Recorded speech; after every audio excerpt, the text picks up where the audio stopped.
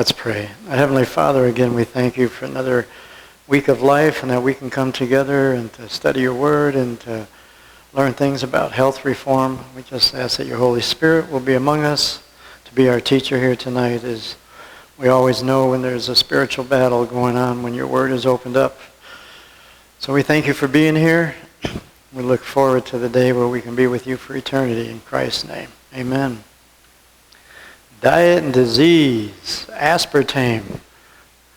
A lot of people have heard of it, but they don't realize how dangerous it is, and we're going to see that. And this will conclude our part on sugars. There's a lot of other things with Splenda and all these other things, but it really comes down to the bottom line is that none of them are really that good for us in sugars, and if we're going to have it, honey is still probably the best thing that you can take for a sweetener.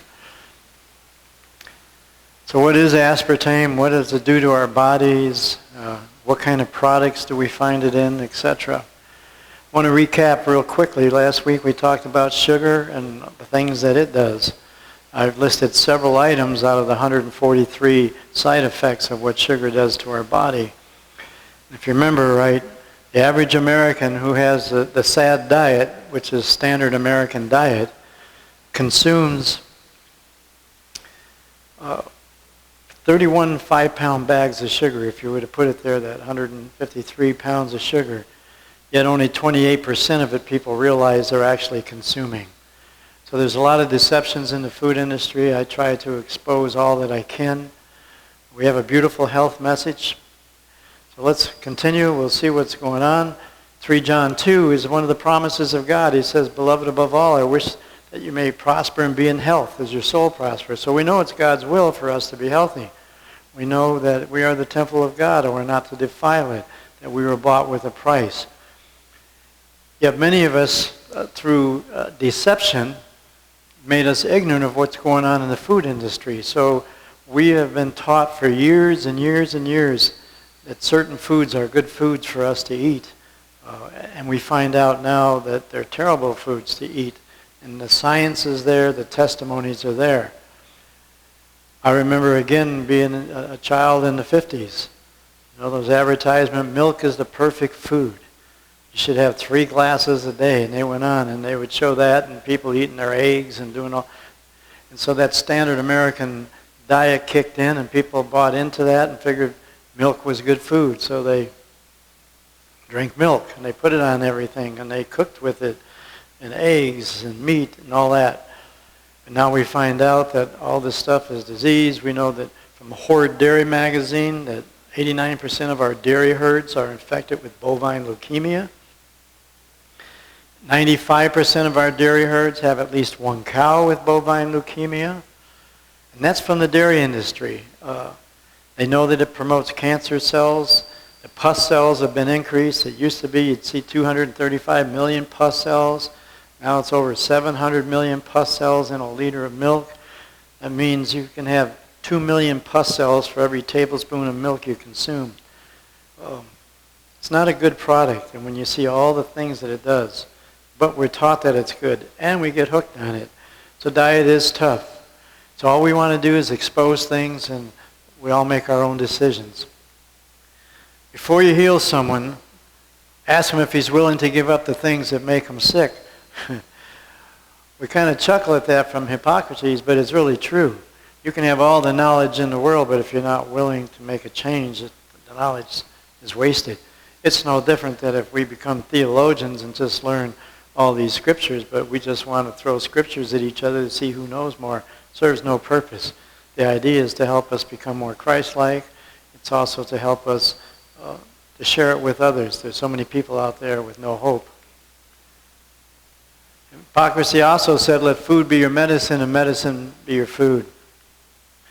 Natural forces within us are the true healers of disease. And we will see that, as it says, the body, we are fearfully and wonderfully made. So every bite that you and me eat is going to do one of two things. There is no middle of the road. We're either fighting a disease or we're feeding it, right? We're either putting something healthy and good into us. So the challenge is learning what is really healthy. Whether we look at it from a secular point of view or a spiritual point of view, if we do the right things, the right things happen. As it says, the rain is going to fall on the weeds and the tares and the grass, so they both will grow. But we must learn what is true. And in this day and age, that becomes a little more difficult because of so many mergers. But anyways, we're going to go through some of this and give you that. Quote, many will be rescued from physical, mental, and moral degeneracy through the influence of health reform. These principles will commend themselves to those who are seeking for light, and such will advance from this to receive the full truth for this time. And it is so much true. Every one of us have been sick at one time in our life, right? And when we're sick, and if we're really sick or got the flu or whatever, we don't feel like doing much. We don't like to be bothered. It's hard to be spiritual. We definitely have trouble being physical, mental. But as we heal and we become better again and we recover from that, attitude's better, scriptures are easier to read, you see what I mean? So that whatever we do, whatever we put in our mouth, is going to affect us to some degree, physically, mentally, and spiritually. We can be drunk on food and not know it. And we'll see that as we go through these courses. Indulgence of appetite is the greatest cause of physical and mental debility and lies at the foundation of a large share of feebleness, which is apparent everywhere. We're seeing that now. We know scientifically and from all the studies, we know that over 85% of these main diseases in this country are caused by appetite. Cardiovascular, obesity, diabetes, heart disease, from what we put in our mouth. Aspartame is man-made substance. It's a combination of two ingredients. Aspartic acid, this is a non-essential amino acid naturally found in the human body and in sugar cane. And amino acids are the building blocks of protein in the body. The body uses aspartic acid to create hormones and to support normal function of the nervous system.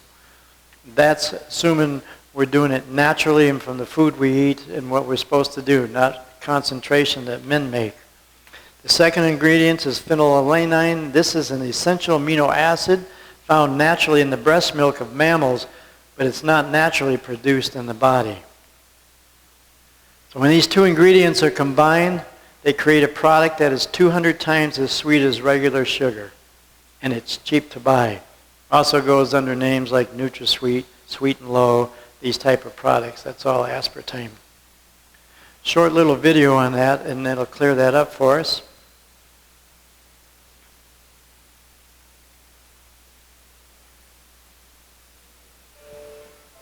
Aspartame is a common artificial sweetener found in over 6,000 products worldwide, especially in diet soda products. It is the most consumed artificial sweetener in the United States. With the power of slick marketing, the public has been led to believe that aspartame is safer and healthier than regular sugar. But nothing could be further from the truth. Aspartame accounts for 75% of adverse reactions to food additives reported to the FDA. The most common reaction is a headache or migraine, but many reactions are very serious, including seizures and death. Aspartame has also been linked to depression and increased weight, yet these products continue to be marketed as healthy options that support calorie restriction. Aspartame is composed of 40% aspartic acid, 50% phenylalanine, and 10% methanol or wood alcohol. The amino acids, aspartic acid, and phenylalanine benefits your body's function, but you ingest these amino acids excessively in aspartame. Aspartame is an excitotoxin that excites or stimulates your brain cells to death. On the other hand, too much phenylalanine can change your brain's physiology and deplete you of serotonin, a neurotransmitter that helps regulate mood. Naturally occurring methanol found in certain fruits and vegetables is firmly bonded to pectin, which allows the methanol to be safely passed through your digestive tract. The phenylalanine methyl bond, called a methyl ester, is very weak and allows the methyl group on the phenylalanine to easily break off and form methanol. Methanol from aspartame is extremely dangerous to humans. It is carried to susceptible tissues in your body where alcohol dehydrogenase, ADH, converts it to formaldehyde, the fluid used for embalming. Your body lacks key enzymes that eliminate formaldehyde that accumulate in your cells and wreak havoc on sensitive proteins and DNA. It It is linked to breast and prostate cancer, as well as oxidative damage in your brain. Animals have a protective mechanism that allows methanol to be broken down into harmless formic acid, but there's a major biochemical problem with methanol in humans because of the difference in how it's metabolized compared to all other animals. This is why toxicology testing on animals is a flawed model. It doesn't fully apply to humans. But why is aspartame still on the market? Aspartame was discovered by accident in 1965 when James Schlatter, a chemist of G.D. Searle Company, was testing an anti-ulcer drug. G.D. Searle fervently pushed for the approval of aspartame on the market, to no avail. Scientific evidence, including the Bressler report created in 1977, linked aspartame to a number of side effects, including a huge risk of brain tumors. It also revealed fraud and manipulation of data done on aspartame studies. One day after the inauguration of Ronald Reagan in 1981, Searle reapplied to the FDA for approval to use aspartame as a food sweetener. Its CEO, Donald Rumsfeld, had Dr. Arthur Hull Hayes Jr. appointed as the new FDA commissioner. Hayes appointed a 5-person scientific commission to review the current decision on aspartame. When it became clear that the panel would uphold the ban, Hayes installed a 6th member who voted in favor of aspartame. He broke the tie in aspartame's favor, which led to the inevitable approval of the sweetener in 1983. In 1985, Monsanto purchased G.D. Searle and made Searle Pharmaceuticals and the NutraSweet Company separate subsidiaries. Today, there are over 900 published studies revealing the detrimental effects of aspartame. Migraines are the most reported aspartame reaction. Chronic exposure to this sweetener can bring about or worsen serious conditions such as asthma, lymphomas and leukemia, brain tumors and brain cancer, irritable bowel syndrome, Parkinson's, multiple sclerosis, and epilepsy. Aspartame's connection to cancer cannot be ignored. Excitotoxins like aspartame have been found to dramatically promote cancer growth. A researcher found that when cancer cells were exposed to aspartame, they became more mobile, and their metastasis or spread became more enhanced. The longest ever human aspartame study, spanning 22 years and conducted by the Brigham and Women's Hospital from Harvard University, found a clear association between aspartame consumption and increased risk of blood cancers. The Harvard study found that men who consumed more than 1 diet soda per day had a heightened risk of developing multiple myeloma and non-Hodgkin's lymphoma. Leukemia was associated with diet soda intake in both sexes. This study strongly confirms the dangers of aspartame for humans, as it is the first large-scale and long-term observational human study ever conducted on the sweetener. But after yielding to severe pressure from the industry, the researchers downplayed their findings, minimizing the impact of the study. Despite these red flags, food manufacturers still continue to use aspartame for their products. In fact, the International Dairy Foods Association and the National Milk Producers Federation have petitioned the FDA to amend the standard of identity for milk to allow aspartame to be added to it without being listed on the label. Contrary to promises of diet soda and diet products containing it, aspartame can make you gain weight by stimulating your appetite, increasing your cravings for carbohydrates, and promoting fat storage. Aspartame toxicity is not well known by doctors, despite its frequency.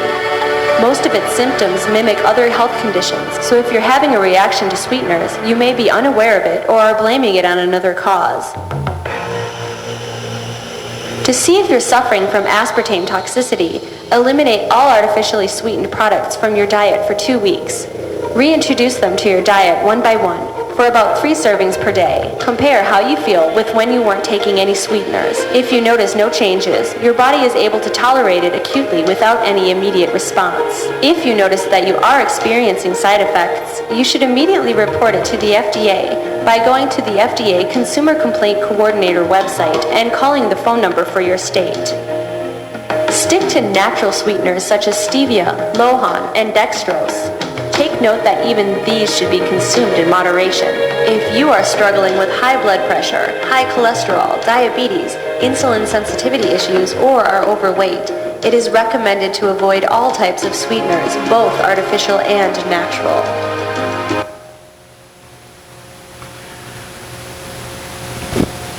So we can see it's not a good product, and yet it's hidden, and we're going to go through and see some of the other things it causes. To date, there's at least 52 diseases that it mimics and are misdiagnosed because of aspartame toxicity in the liver. The good news is you can get rid of it once you quit using it. But a lot of people who are treated with multiple sclerosis actually have aspartame toxicity. The trouble is once you start diagnosing and you treat people for a certain disease, they go through the rest of their life being treated that way, and it gets worse, and people think that they're right. So it's not a good product. It's also sold as Equal, NutraSweet. Those are brands that people are familiar with. Causes a lot of health problems, like it said, including MS, lupus, fibromyalgia, depression, vision problems. The FDA approved 81. I'll skip through that because we've seen that in the film. So what are the potential dangers? And these are just some of them. Some of these I won't even pronounce the names. But cancer, some animal studies found a link between aspartame leukemia and other blood cancers. That's an older type study. They have the human studies now. We know that aspartame, and the reason they can get away with it, once it becomes warmer than 85 degrees, it turns into a carcinogenic. So when stuff is stored on the grocery shelves at room temperature and stuff, it's no problem. But you start drinking soda pop and you want to put ice cubes in it or whatever you do, you get it in your body. What's your body temperature? So now you convert that to a carcinogenic. So and people, we're just not aware of these things. It's deception. We're seeing, you don't have to take my word, you can Google any time. If you just look and go back even 20 years from now behind us, and you will see the amount of rates of cancer and some of these fatal diseases, and look at the statistics, what they are today. Vast increase. We didn't see all these little children dying of leukemia. And there's not just aspartame, but all types of things. And again, we'll try to expose as much as we can. 2012 study found that more than one daily serving of diet soda increased risk of non-Hodgkin's lymphoma in men. These are facts. It's just like dairy. A man drinks a glass of milk a day, 20% increase of prostate cancer. 2 glasses are the equivalent thereof. It jumps to 400%. And we know now that all dairy promotes cancer cells. We know that the insulin, like growth hormone in there, does terrible things for us, and it goes on and on. Aspartame, again, actually there's more than 92 now, some of the side effects. Adverse reactions and side effects. Eye, blindness in one or both eyes, decreased vision or other eye problems such as blurring, bright flashes, squiggly lines, tunnel vision, decreased night vision, pain in one or both eyes, decreased tears, trouble with contact lenses, bulging eyes. In the ear, tinnitus, severe intolerance of noise, making hearing impairment. And again, remember, folks, a lot of this is because it's deceiving. They put things under names. As soon as the patent runs out, they can put another 17 names on it. And you read these labels, and how many of us have read labels and we can't pronounce half of what's on there and we still buy it? You know, Grandma didn't put that in her soup when she made it. Neurologic, epileptic seizures, migraine headaches, dizziness, memory loss, and a lot more people are getting migraines these days. Severe drowsiness and sleepiness, paresthesia or numbness of the limbs, severe slurring of speech, super hyperactivity and restless legs, typical facial pain, severe tremors, severe depression, irritability, aggression, anxiety, insomnia, phobias. Phobias is stuff we want to have in our life, right? Palpitations, shortness of breath, recent high blood pressure, gastrointestinal nausea, diarrhea, sometimes with blood in the stool, abdominal pain, pain when swallowing, itching without a rash, lip and mouth reactions, hives, aggravated respiratory allergies such as asthma. You can see why this was denied for years and years and years.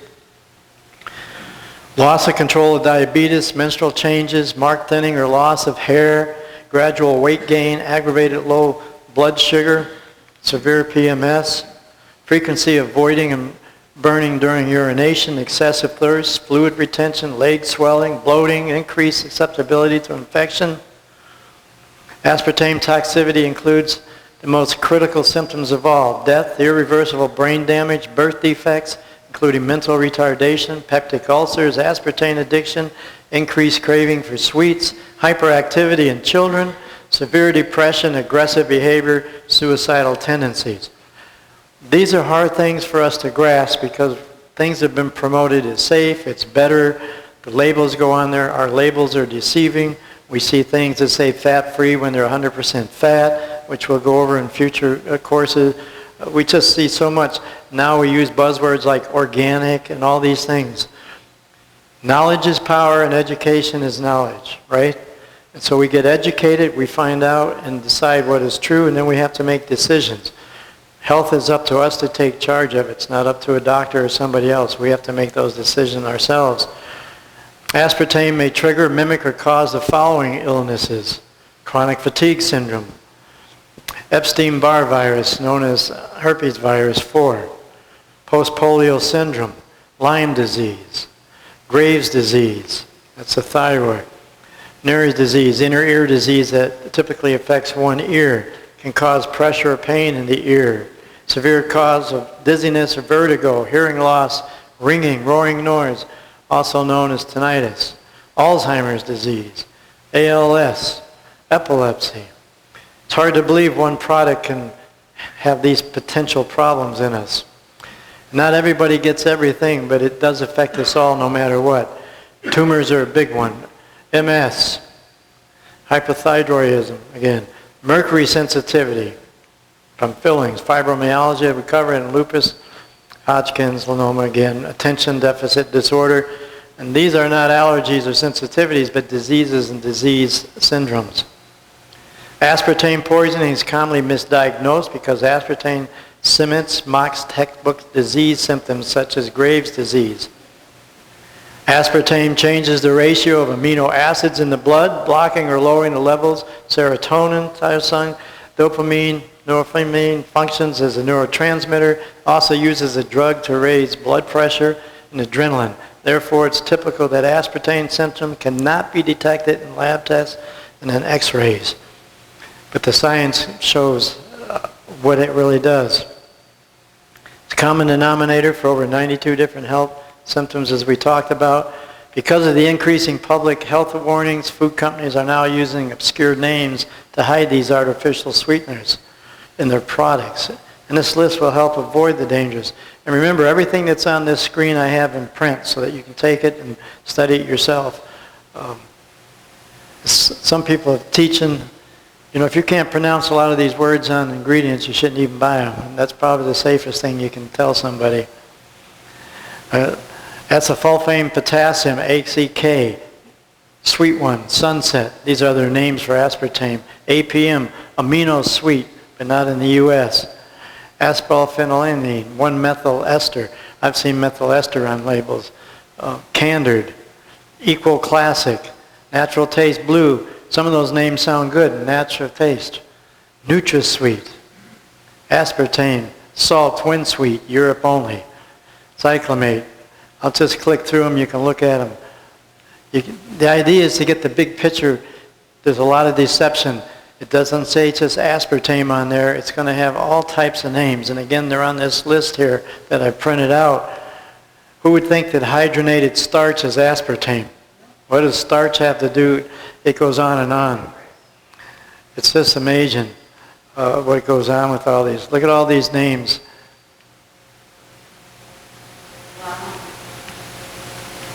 My clicker stopped working.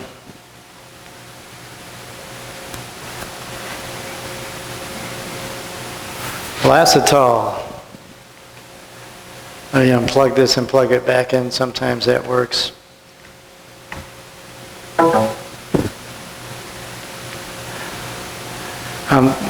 That maltol you'll see in a lot of ingredients if you really look in the store. Yeah, aspartame hides so many names, just like high fructose corn syrup is in so many products that it's hard to find a product that doesn't have it in corn syrup or high fructose. And a lot of times you'll see aspartame with it. They're both highly concentrated sugars. And remember again, the average person in this country, if you go to the grocery store the next time and pick up a 5-pound bag of sugar and realize the average American has 31 of these they're putting in their body every year. If I was to pour that on the table, it's shocking. It's just crazy. Love these computers. It's only because we're filming it. More names for it. Saccharin, everybody's familiar with that name. Sweet and low, sweet twin. Sorbitol sounds pretty good. You know, the only thing I've heard for years, they said, if you see candies because they put sorbitol in there, it just gives you flatulence, but it's a safe thing. It's aspartame. So people think it's okay. Sucralose sounds pretty good. You know, we see scary names. Nature tastes gold. That sounds pretty good, doesn't it? How would that hurt me? Are you getting the idea that there's just so many things? So the Lord tells us, therefore, whether you eat or drink, whatever you do, do all for the glory of God. And again, each of us have our own personal walk. But as we learn these things, we have to make decisions. We have to decide, I need to take charge of my body. We see what sugar does to the body. We watch that film, Death by Sugar. We see what aspartame, and we can go on and on with all these. It all comes back down, as we talked on our original thing, a whole food plant-based diet is the original diet that was given to us in Genesis 1:29. Science is proving that's the best diet that anybody can have. So that should be our target. From a Christian perspective, if we believe that God created us, He knows best what is for our body. That's the diet that He gave us originally. And there's a great health message that is in the Scriptures as you study it out. We see that in science. You know, for years they say, well, we discovered there's a chemical in garlic called allicin, and boy, does that help the immune system. And then they find this in broccoli. So we're finding all this stuff in vegetables that they're discovering that we've known for years. 1 Corinthians 3:16 and 17, do you not know that you are the temple of God and that the Spirit of God dwells in you?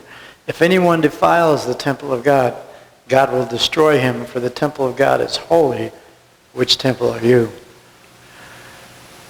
It's a tough subject because eating is just part of the New Start, the 8 natural laws of health, but it's a super important one.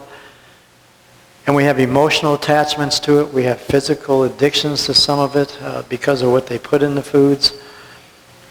And so it can be tough. And we're taught that things were good that we find out are bad, and then it's hard to believe that they're really bad for us. And the trouble with health is that it's not instant.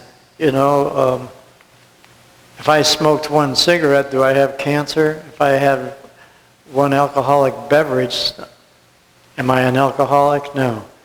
But if we keep going, when do we cross the line? The same thing with health. It takes years in most cases. There's exceptions, but for the average, it takes years for your body to develop these cancers. But once they start in your body, they go rapidly. So in general, it's best to avoid the following ingredients: artificial sweeteners, aspartame, which is that, saccharin. In general, again, it's these ingredients: sucralose, food dyes. That's another subject in itself. Some of those red dyes are made from lice and stuff, and people have no idea. Again, it's not natural.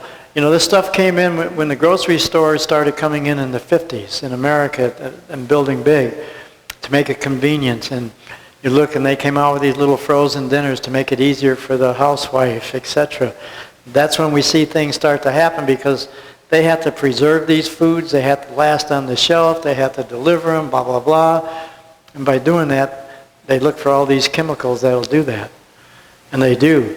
How many of you can make a loaf of bread from scratch at home, put it on the counter for 2 or 3 weeks and not have mold on it? You ever know why they call it Wonder Bread? It's a wonder. You can put that thing out there like Twinkies. They find Twinkies 20 years old and they're still okay to eat. You have to ask yourself, what am I eating? Hydrogenated oils.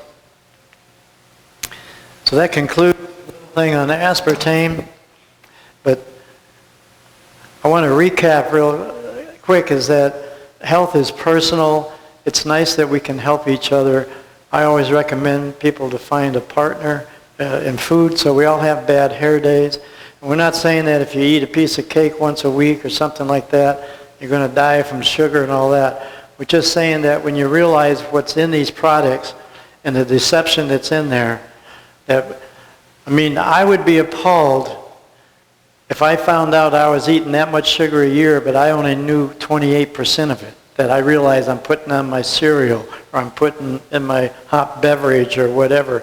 You think that's all that you, but then you find out people are going out buying $4 or $5 loaves of bread that say 9 grain or this or that, and you look at the ingredients and they'll have milk in there and they'll have corn syrup in there, but because of the marketing and it says natural and it has seeds and it's just so much deception. You just have to get a little educated. The good news is that if you go to or work towards a whole food plant-based diet, you don't have to worry about any of that stuff. You're just buying everything natural, just clean it, do the best you can. So thanks for putting up with me for another night. Hopefully we learned something from that. Thanks.